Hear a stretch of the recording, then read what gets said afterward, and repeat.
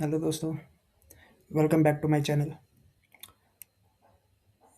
दोस्तों, क्या आपने कभी ऐसा एक्सपीरियंस किया है कि आपने सही डायरेक्शन पकड़ी है, मार्केट उस डायरेक्शन में भी गया है, बट फिर भी आपको लॉस हुआ है? अगर हाँ, तो इसका सबसे बड़ा रीज़न होता है इम्प्लाइड वॉलेटिलिटी। आज के वीडियो में हम बात करेंगे इम्प्लाइड वॉलेटिलिटी के बारे में, जिससे आप भी ऑप्शन बाइंग में ये एक गलती नहीं करेंगे जो बाकी ट्रेडर्स करते हैं। तो वीडियो को एंड तक ज़रूर देखना। सबसे पहले स्टार्ट करते हैं कि आईवी होता क्या है।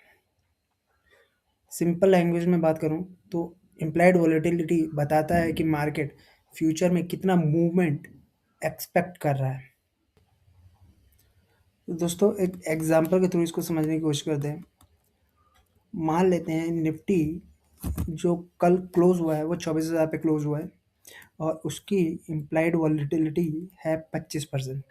आपको एक बात ये याद रखनी है कि इम्प्लाइड वॉलेटिलिटी हमेशा एनुअली होती है, मीन्स 25% पर ईयर। अब 24,000 का 25% कितना होता है? 6,000। मीन्स मार्केट को लग रहा है कि निफ्टी 6,000 पॉइंट ऊपर भी जा सकता है और 6,000 पॉइंट नीचे भी जा सकता है। सो इसके अपर रेंज क्या हो जाएगी? 24,000 से ऊपर जाएगा तो प्लस 6,000 कर दो, यानी कि 30,000 पॉइंट तक ऊपर लेवल तक जा सकता है। और अगर नीचे जाता है तो 24,000 में से 6,000 पॉइंट माइनस कर दो, तो यानी कि 18,000 तक आ सकता है। तो इससे आपको रेंज मिल गई कि मार्केट की रेंज नेक्स्ट 1 ईयर में क्या रह सकती है, 30,000 से 18,000। अभी एक्सपेक्टेड रेंज है, कोई गारंटेड रेंज नहीं है। हो सकता है कि मार्केट नीचे जाए तो 20,000 पे ही जाकर के ऊपर मूव कर जाए, या ऊपर जाए तो 27,000 से ही नीचे वापस आ जाए। तो ये एक एक्सपेक्टेड रेंज है। ठीक इसी तरह अगर आपको मंथली रेंज निकालनी है, तो मंथली वॉलेटिलिटी निकालनी होगी। वो कैसे निकाल सकते हैं? सिंपल फॉर्मूला है, एनुअल वॉलेटिलिटी मल्टीप्लाई में सॉरी एनुअल वॉलेटिलिटी डिवाइड में आपका साल में 12 महीने होते हैं, तो 12 का स्क्वायर रूट से डिवाइड कर देंगे 25 को। सो आपकी जो वैल्यू आएगी वो आएगी 7.2। तो मैंने जो फॉर्मूला लगाया वो SQRT, एक्सेल में फॉर्मूला था स्क्वायर रूट निकालने का। तो आपकी वॉलेटिलिटी जो आई है वो 7.2% आई है। ये आपकी मंथली वॉलेटिलिटी है। तो रेंज की बात करें तो रेंज कैसे निकलेगा? 24,000 में 24,000 का 7% जो वैल्यू होती है वो मैं जोड़ दूँ तो मेरी वैल्यू आएगी, अपर रेंज आएगी 25,732। ठीक इसी तरह अगर मैं 7% माइनस कर दूँ तो मेरी लोअर रेंज आएगी 22,268।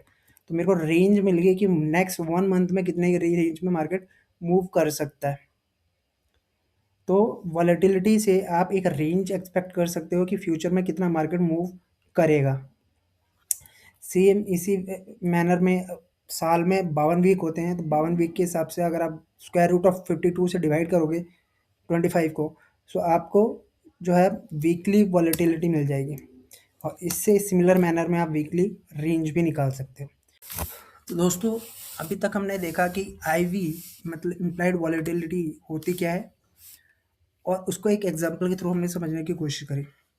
अब देखते हैं कि इम्प्लाइड वॉलेटिलिटी का प्रीमियम से क्या रिलेशन होता है। समझो, एक ऑप्शन राइटर्स जब उस ऑप्शन राइटर सेल करता है तो उसका प्राइस डिसाइड कौन करता है? ऑप्शन राइटर ही करता है। तो जब ऑप्शन राइटर्स को दिखेगा कि मेरा रिस्क बढ़ रहा है तो वो चीज़ को महंगा बेचेगा अपने रिस्क को कवर करने के लिए, क्योंकि जब रिस्क ज़्यादा होगा तब प्रीमियम भी आपको ज़्यादा देना पड़ेगा। ठीक इसी तरह जब रिस्क कम होता है, मतलब वॉलेटिलिटी कम हो जाती है, तो उस केस में आपका जो प्रीमियम के प्राइस हैं वो कम हो जाते हैं। सो डायरेक्ट रिलेशन आपका हो गया इम्प्लाइड वॉलेटिलिटी का प्रीमियम के साथ में। जब भी आपका वॉलेटिलिटी बढ़ेगी तो प्रीमियम भी आपके महंगे हो जाएंगे, वॉलेटिलिटी घटेगी तो प्रीमियम भी आपके सस्ते हो जाएंगे। तो आपको आईवी का कैसे अपने ट्रेडिंग में यूज़ कर सकते हैं?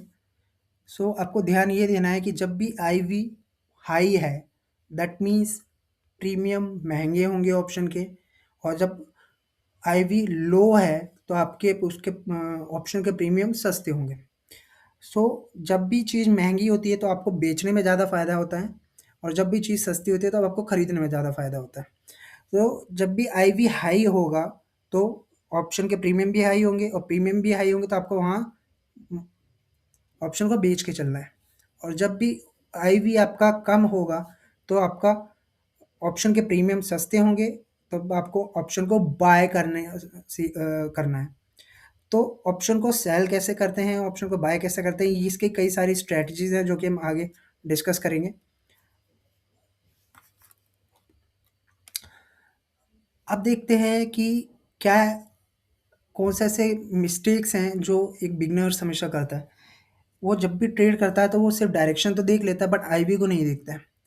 आईवी आपको बताती है कि आपको ऑप्शन को बाय करना है या सेल करना है। तो इसलिए जब भी आप नेक्स्ट टाइम ट्रेड करोगे तो मैं उम्मीद करता हूँ कि आप ट्रेंड के साथ में आप आईवी को भी ज़रूर देखोगे, क्योंकि ये आपको बताएगा कि आपको बाइंग करना है या सेलिंग करना है। तो दोस्तों, अगर आपको भी ये वीडियो अच्छी लगी तो इस चैनल को सब्सक्राइब करें, और हाँ, वीडियो को लाइक ज़रूर करें, सो दैट आपको जैसे भी मैं नई वीडियो बनाता हूँ वो आपको टाइमली इसका अपडेट मिल सके। तो तब तक के लिए tata, see you, goodbye, good night.